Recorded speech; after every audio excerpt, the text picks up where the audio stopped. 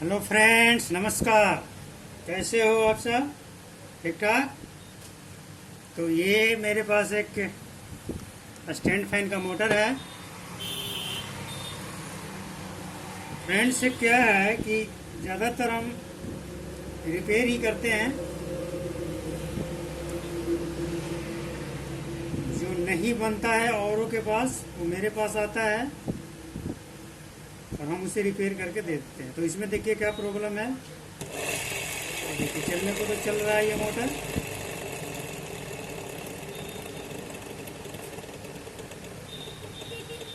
लेकिन देखिए इसमें क्या प्रॉब्लम है। बहुत ही भयानक करंट जो है लीकेज है इसमें। देखिए जब इसको बॉडी में टच कर रहे हैं तो ये चल रहा है।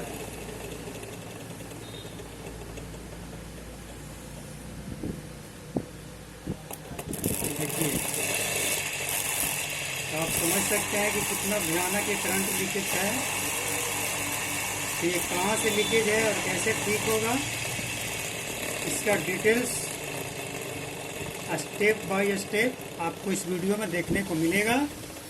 तो इसके लिए हमें ये स्टेटर बाहर निकालना होगा, तभी पता चल पाएगा कि आखिर लीकेज है कहाँ से। तो चलिए खोलते हैं, इसे खोल लेते हैं, स्टेटर बाहर निकाल लेते हैं। वीडियो को ज़्यादा लंबा ना हो, इसके लिए वीडियो होल्ड कर लेते हैं। तो ये खुल चुका है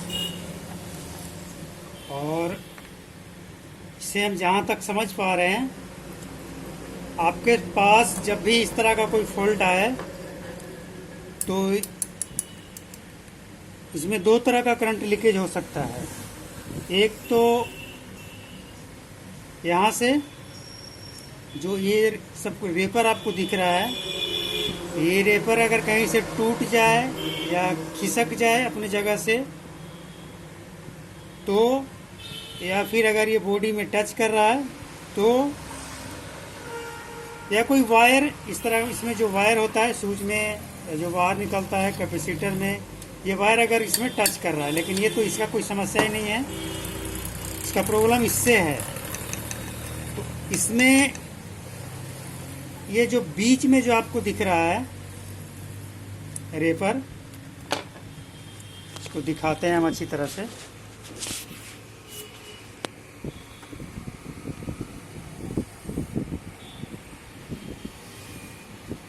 जैसे ये देखिए, ये सभी जो डला हुआ है इसमें बीच बीच में, तो इसमें आप अगर ध्यान से देखेंगे तो कहीं कहीं किसी किसी में आपको दिखेगा। जैसे ये देखिए,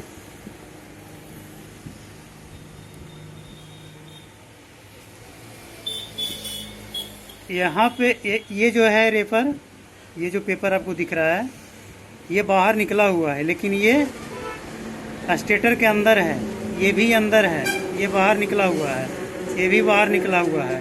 तो जो अंदर हो गया है, मतलब एक तरफ खिसक गया है, और दूसरे तरफ से ये जो दिख रहा है, आप देखिए हम गोल से राउंड कर रहे हैं इसको, कहीं कहीं आपको दिखेगा बाई चांस इक्का दुक्का कॉइल में कि अंदर की तरफ खिसक गया है। तो जो अंदर की तरफ खिसक गया है, उसी कॉइल से बॉडी में टच करता है और करंट जो है लीकेज करता है।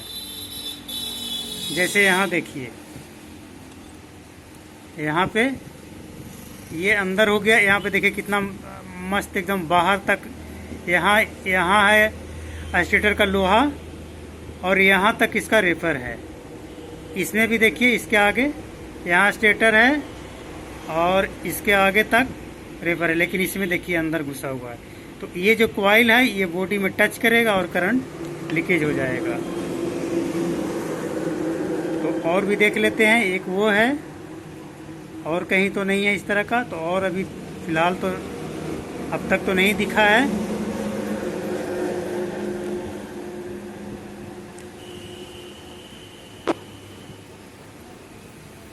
तो एक देखिए ये है, आपको अगर दिख रहा हो, ये वाला हल्का सा ये भी है। तो इस तरह का अगर आपको दिखता है तो सबसे पहले उसे जो है रेपर को आर पार दोनों तरफ बराबर होना चाहिए, और कॉइल जो है वो बॉडी में बिल्कुल टच ना करे, स्टेटर का बॉडी में, तभी ये ठीक हो सकता है। तो उसे हम ठीक करके और इसके बाद टेस्ट करके दिखाएंगे। तो एक ये वाला जो रेपर है ये बिल्कुल इस तरफ आ गया है, ये देखिए, और इस तरफ से बिल्कुल नंगा हो गया है। इसको हम थोड़ा आगे कर लेंगे, अब ये बराबर हो गया है। इसी तरह से यहाँ पे देखिए, ये वाला देखिए पेपर जो है से स्टेटर के अंदर घुस गया है, और बाहर जो यहाँ देखिए टच कर रहा है ये कॉइल। तो इसको भी हम ठीक कर लेंगे।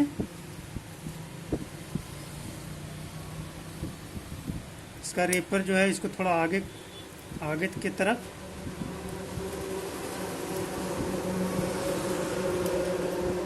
मतलब जो भी आपको दिखे कि ये टच कर सकता है कॉइल से, वहाँ पे रेपर को अगर हो सके नहीं खिसकता है। ज़्यादा अगर टाइट हो गया, ज़्यादा दिन का अगर कॉइल होगा तो क्या होता है कि ये गर्म होकर और फिक्स हो जाता है या फिर टूटने लगता है।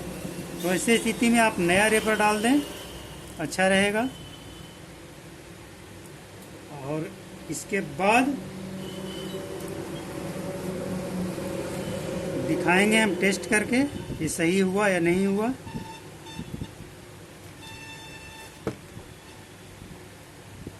तो मेरे ख्याल से अब इसमें कोई भी कॉइल जो है वो बॉडी से टच नहीं कर रहा है।